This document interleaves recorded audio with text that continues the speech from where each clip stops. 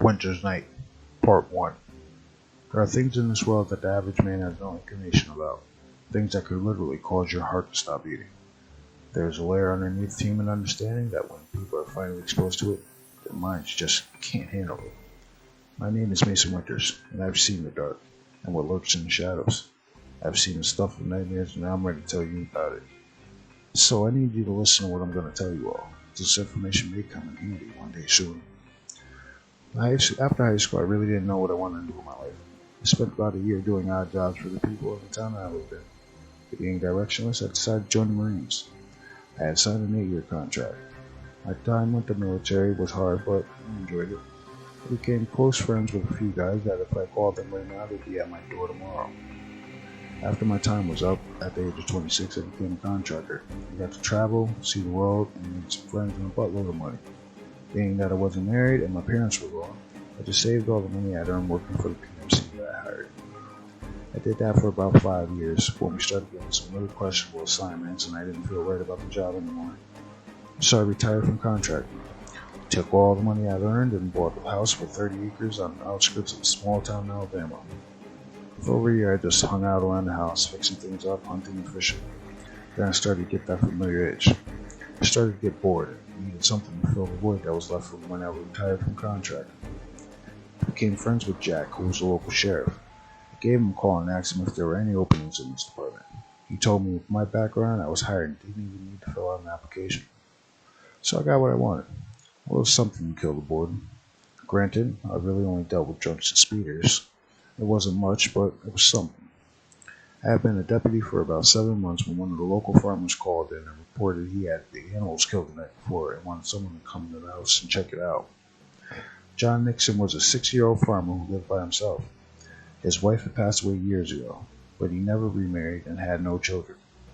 We met one day at the local tackle shop, started talking, and that led to us going fishing numerous times and talking about life and him wanting to hear some of the stories from my military experience. He was a huge war buff. I thought I knew him personally, so I took the call. As I roll up to the gate on his property, I see John standing at the gate with a shotgun. Hey, John, can I ask why you're standing at the gate with that damn cannon in your hands? No response, he just stood there staring at me. John, put that damn shotgun down. It's like he snapped out of a trance. Mason, I need you to come around to the backside of my house to the barn now. Alright. Let me get some gear out of my car. I'll be right there. The whole time I'm grabbing gear, John is there with his eyes scanning the tree line. Come on, Mason. You need to see this. I close the trunk and start walking over in this direction. So what the hell is going on that's got you walking around your property with that damn bazooka? No response. He just keeps walking and scanning the tree line. We finally get to the back of this house where the barn is. It looked like a damn horror movie in that pen. What the fuck happened here? There are pieces of chickens, goats, and a few pigs that look like they had been filleted. It's back, Mason. After all these years, it's come back to finish where it started. John, what the hell are you talking about? What did this? John takes his eyes off the tree line and looks me square in the face. You're not from around here, so you don't know. Know what, man? What are you saying? Years ago, the same thing happened to a few guys I know. All of their livestock had been killed. Not killed and eaten, just killed. They got people around here up in arms. Well, a few of us got together and decided we were going to go hunt, go look for her, whatever did it. What the hell are you telling me, John? There were 4 of us. We were young men and we thought we were looking. We went out into the woods one morning, determined to find the damn thing that had been killing our animals. Tommy was the first to say something. He asked if anybody else had heard what he described as a shrieking laugh. The rest of us didn't hear a thing. So we continued forward. We got about 3 miles deep into the old pine forest at the edge of town. Will yelled that he had spotted a track in the mud. We ran over to where he was standing and found him wide-eyed. I don't know what the hell in God's name made this track, but we need to go, and I mean right now. The track was huge. It was about at least 14 inches with huge claws. Gerald agreed that we should go, so we started backtracking out of the area when we were stopped holding the tracks. We all heard that noise Tommy heard earlier, although it sounded like it was being sent through a megaphone. This sickening, shrieking laugh was coming from all around us. We panicked and started running. As soon as we did that, the noise centered, as if right behind us, and it was coming. It was coming ungodly fast. I heard a scream and a splat sound.